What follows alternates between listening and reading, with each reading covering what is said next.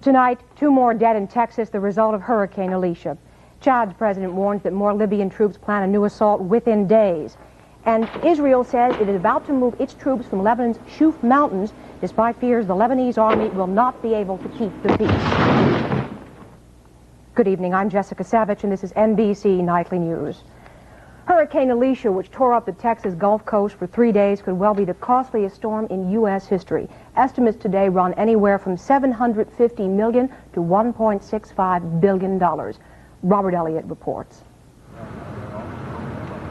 These are the people of Cabanis Road, Baytown, Texas. While most victims of Hurricane Alicia are busy patching up and putting their lives back together, all these people can do is watch. There's nothing left to save. We've lost everything we had in there. Never even got nothing but a few clothes out.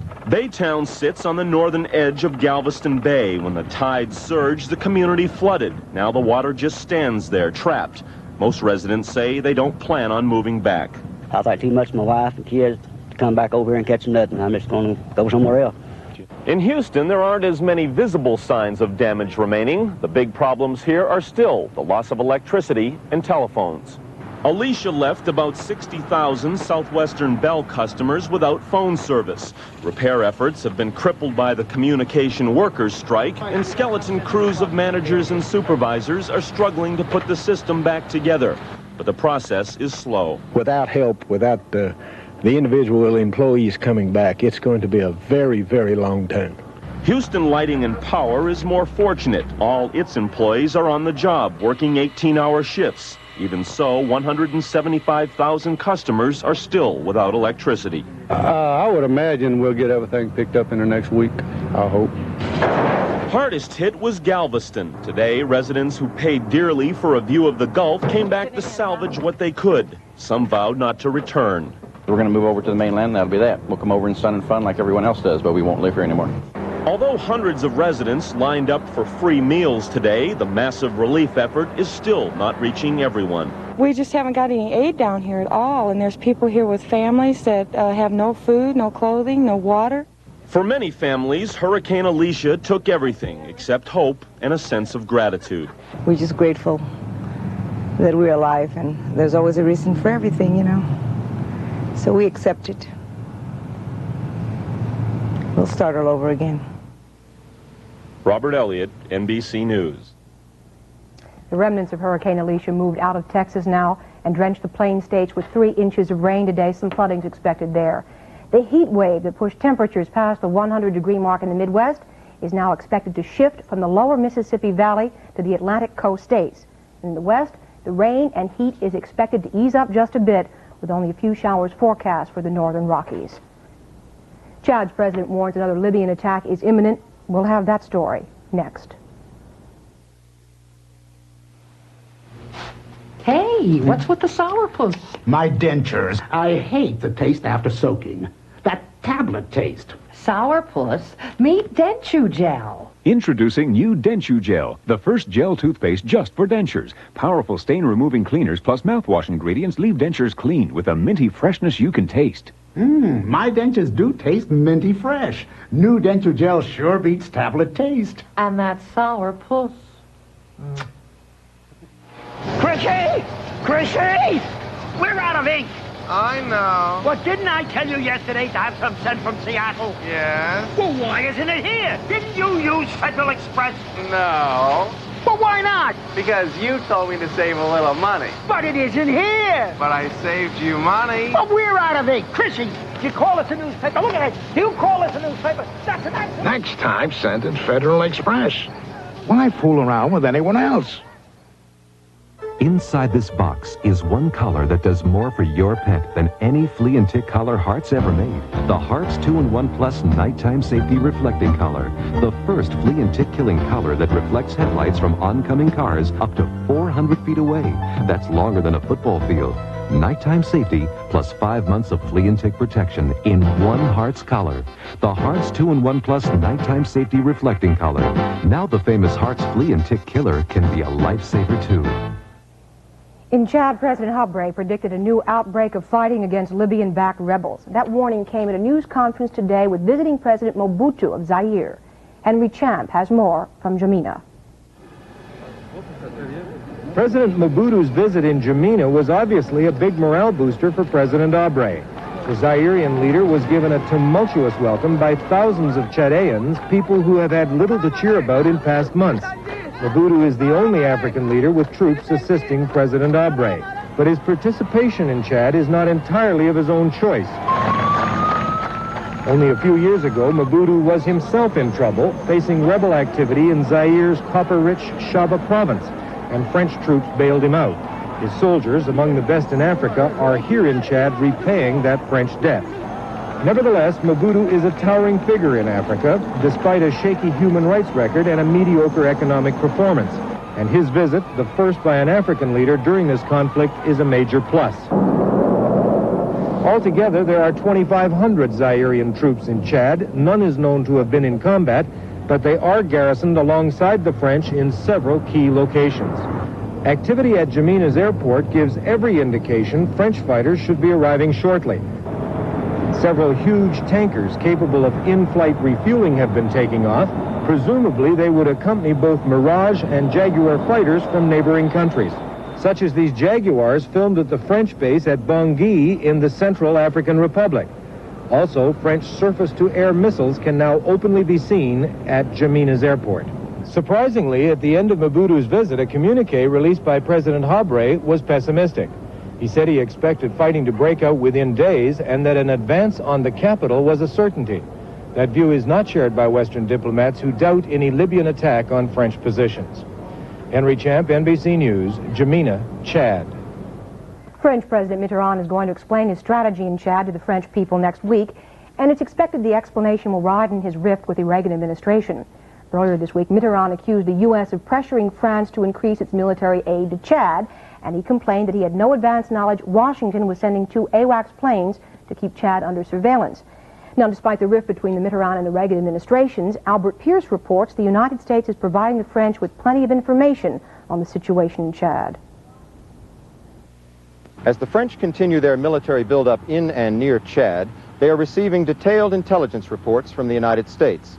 NBC News has learned that the U.S. is giving the French up-to-date tactical intelligence information collected by reconnaissance satellites and U-2 spy planes, which fly over Chad 3 times a day. One Pentagon source says the U.S. also has offered to fly the AWACS now in Sudan in training exercises with French Mirage fighters and Jaguar fighter bombers.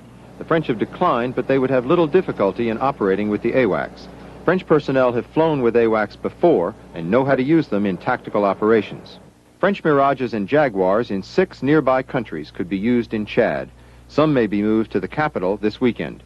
More than 1,000 French troops are clustered in key towns along an east-west line in the middle of the country. Some reports say the total could grow to 2,000 to 3,000 by the end of the month. Along and below this line are 3,000 Chadian government troops, backed by about 2,500 Zairian paratroopers. Above the line, according to published reports, are up to 4,000 Libyans with tanks and tactical aircraft, along with 1,500 Chadian rebels. Pentagon officials give this assessment. Colonel Gaddafi is reluctant to challenge the French directly.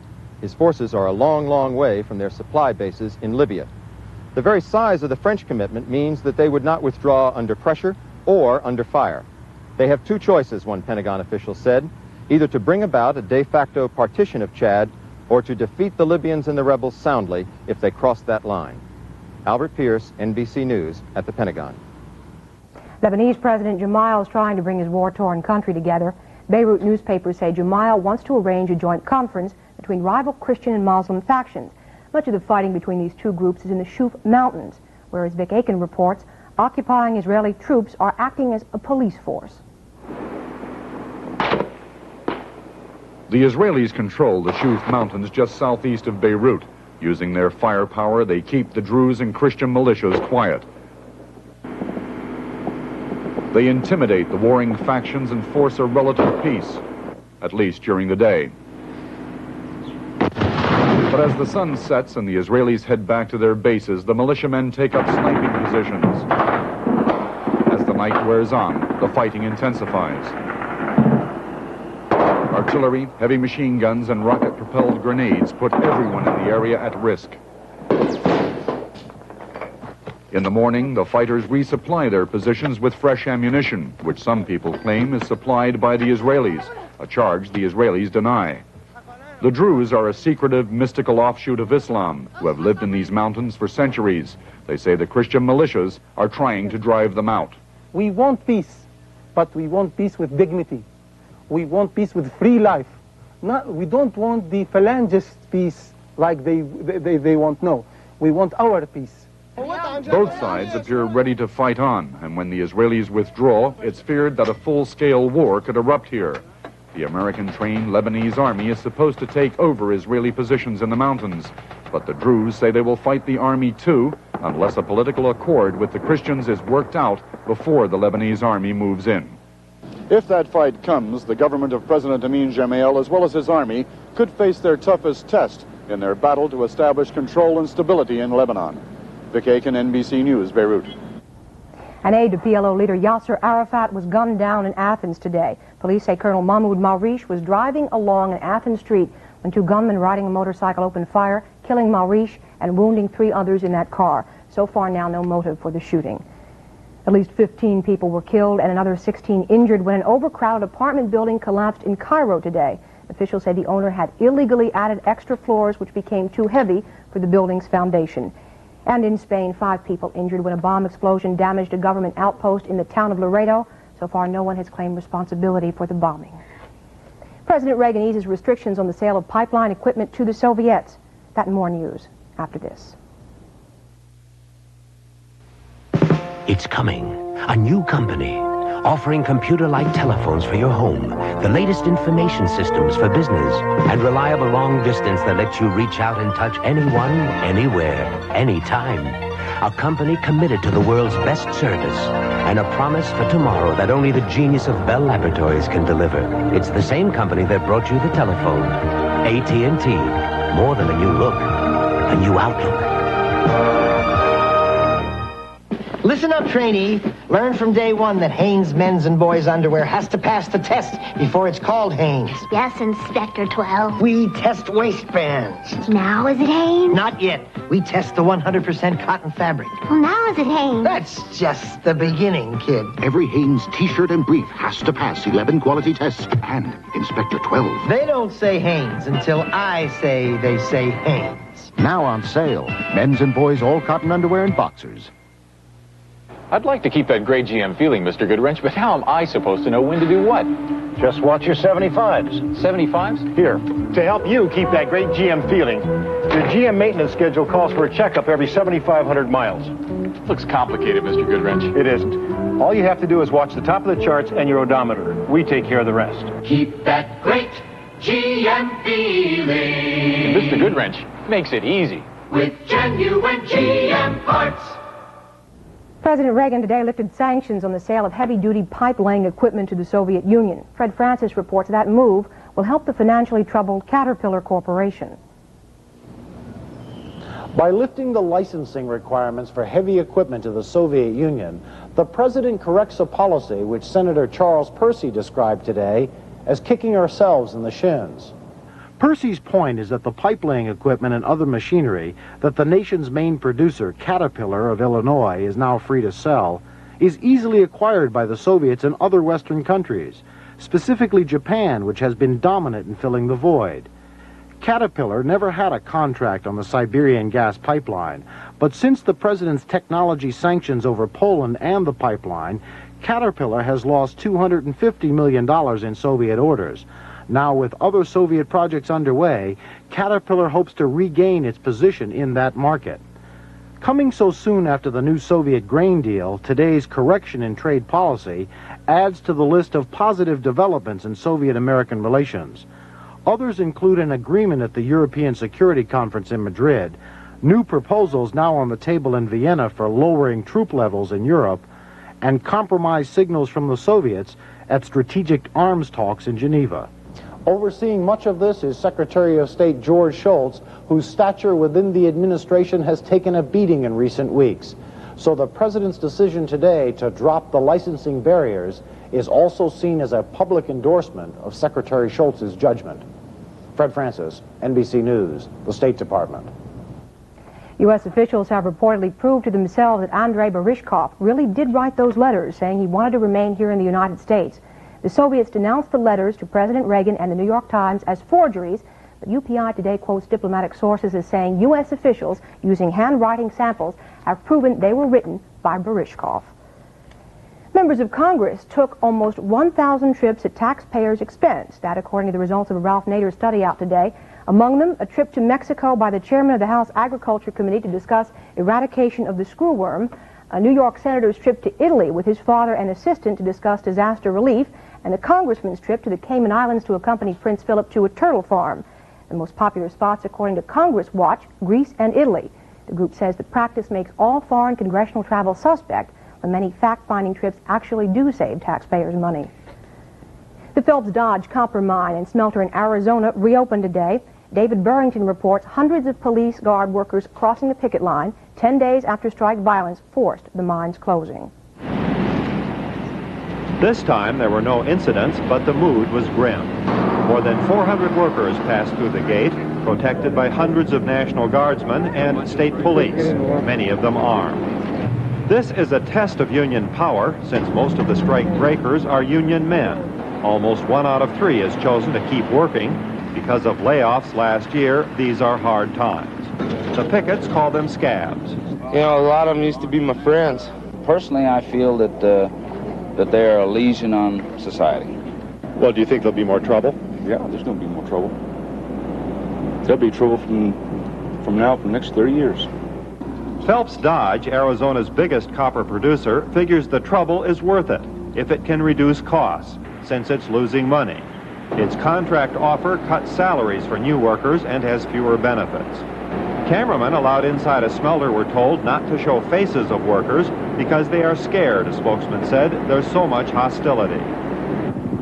You can feel the hostility in nearby towns where workers live. Here, people used to gather at the post office to gossip. Now, rather than get into an argument, they stay home. I think it'll take 2 or 3 generations before it gets back to being a friendly town again. I know brothers who are enemies because of this. I'm afraid that maybe the children is going to have to take sides, and I don't want to see that. A lot of people don't want to live here anymore. If this strike drags on for a long time and the company continues to operate, even some pickets say the union could be broken. David Burrington, NBC News, Southeast Arizona. American Airlines today says a flight attendant used a fire extinguisher to douse a smoldering fire aboard a transcontinental flight yesterday. They say the fire was apparently caused by a passenger who carelessly tossed a cigarette into a laboratory waste basket. The plane was carrying 383 people from New York to Los Angeles.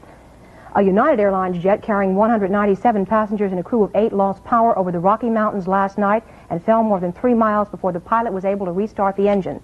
United blames electrical discharge. The plane's passenger says it was frightening, but there was no panic on board that plane. I turned and said to the guy next to me, this is really a quiet airplane, because they cut back the power like they normally do, and I didn't realize that the engines had gone off. And then all of a sudden, the stewardesses come on and they said, stick your cups, anything that's loose in the pockets, everything under the seats. There were going to be emergency landing. I said more prayers than I've said in the last 2 years, probably. And it seemed like an eternity. Blind sailor Hank Decker and his 25-foot sloop Dark Star sailed into Honolulu on schedule on Friday, becoming the first blind person to successfully sail alone from San Francisco to Hawaii. The nearly 2,400-mile voyage took 25 days to complete. Decker, a charter operator and sailing teacher, says the trip proves blind people can do just about anything. Coming up, a money-saving vacation report, bed and breakfast. Next. When Apple invented the personal computer, we were all alone in the world. But soon it seemed that everybody was trying to build a better Apple. Well, somebody finally did. Lisa from Apple. So advanced it puts us right back where we started. Alone again. Soon there'll be just 2 kinds of people. Those who use computers and those who use Apples. Darn, my sink trap's clogged. Do you know what's clogging it? Who knows what's down there? Grease, food, hair. Better use Crystal Drano, the all-purpose drain opener. Isn't liquid plumber's all-purpose? No, it may not work on tough grease clogs. Well, Drano? Yes, Drano works on grease and food and hair. Wow! out. I never know what the clog is, so I'll use all-purpose Drano. Drano, the all-purpose drain opener. You're looking at the turbo that's aerodynamically racier than a Porsche 928. Renault Fuego, built with the same passion to perform that ignited Formula One racing. Renault Fuego. We couldn't make it any hotter, so we made it cooler. With air conditioning that lists for $640 free. Buy any new 83 Fuego before August 31st and get a cool $640 off the price. From Renault, the one to watch. B&B in this country has become an economic vacation practice this summer. No, it's not a drink. B&B, as Frank Burkholzer reports, is a lodging practice borrowed from Great Britain. Bed and breakfast in America has a style of its own. The accommodation can be in a renovated caboose, or on a sheep ranch, or aboard a houseboat on a lovely river. But it probably won't be in a house with a bed and breakfast sign in the window, because Americans organize it. We make reservations in advance for people. And also all the homes are visited first. So both of those things are different, say, to bed and breakfast in England.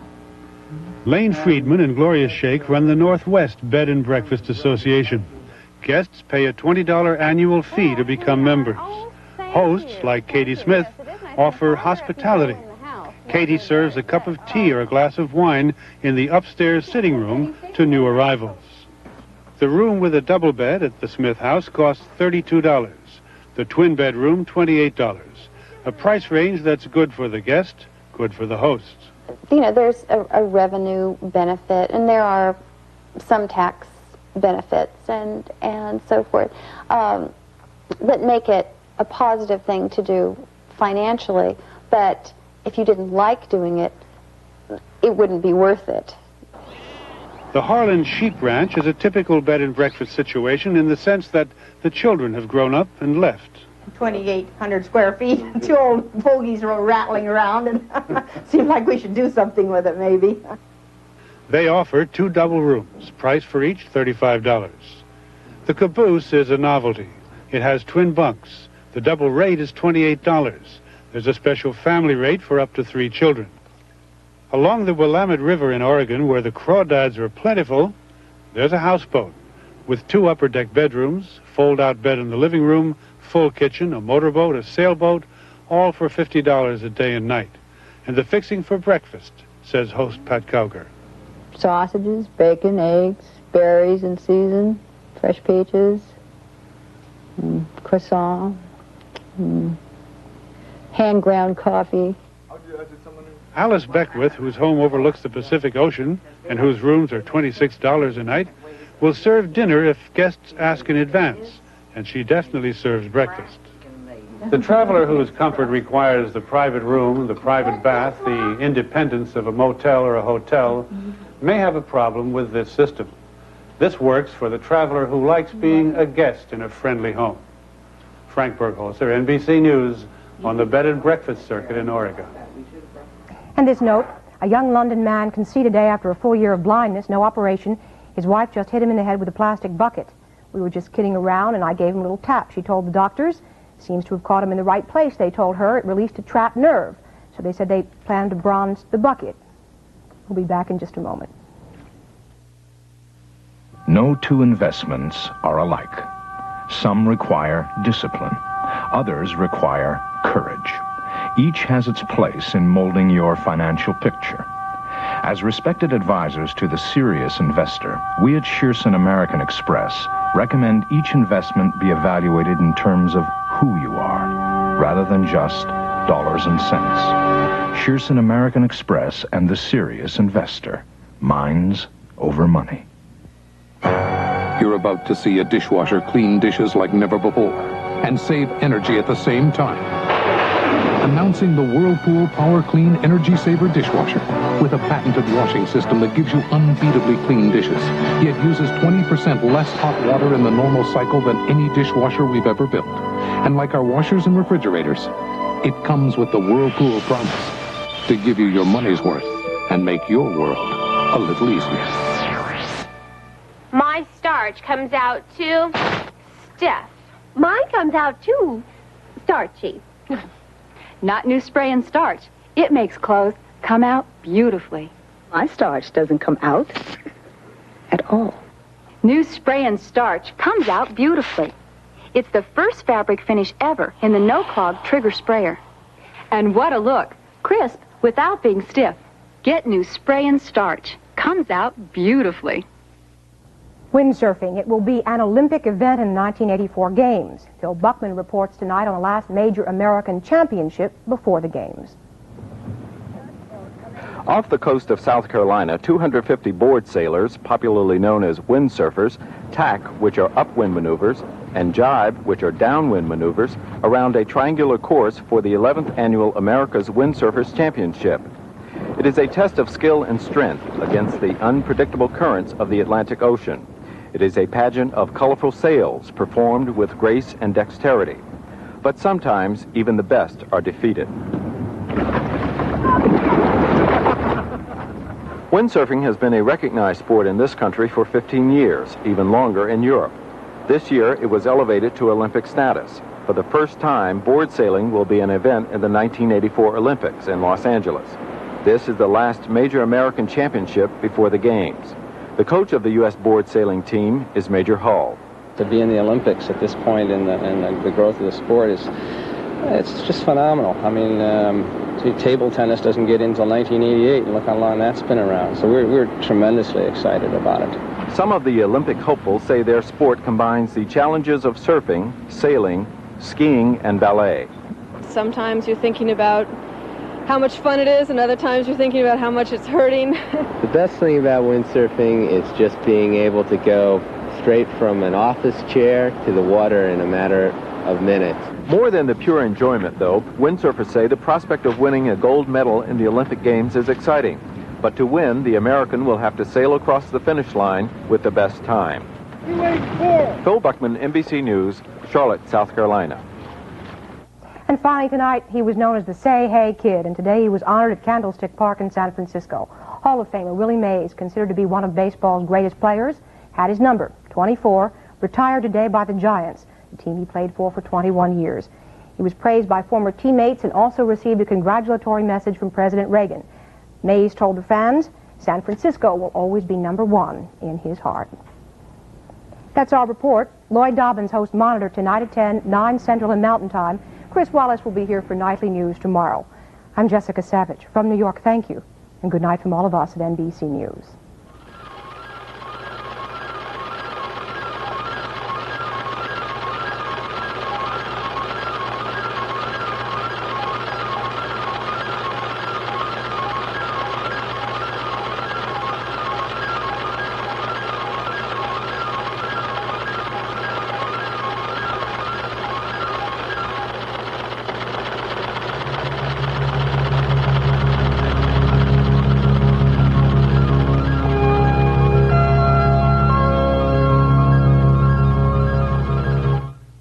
There's only one Pro Football League with years of memories, proven greatness, and 17 Super Bowls. Saturday, the Steelers take on the Cowboys from Big D. Be there on NBC Sports. You are being replaced by a machine. More Americans than ever are confronting this harsh reality. How can you keep from being replaced? NBC reports Thursday. Coming up on the scene at 6, the hot, dry weather has many local officials calling water shortages a crisis. And this was no weekend off for many Metro school officials. They're trying to straighten out busing snags. Also in the news, 2 teachers' unions are gearing up for a battle over members. And a tough new law could put unlicensed drivers behind bars. These stories and more news coming up on the scene at 6.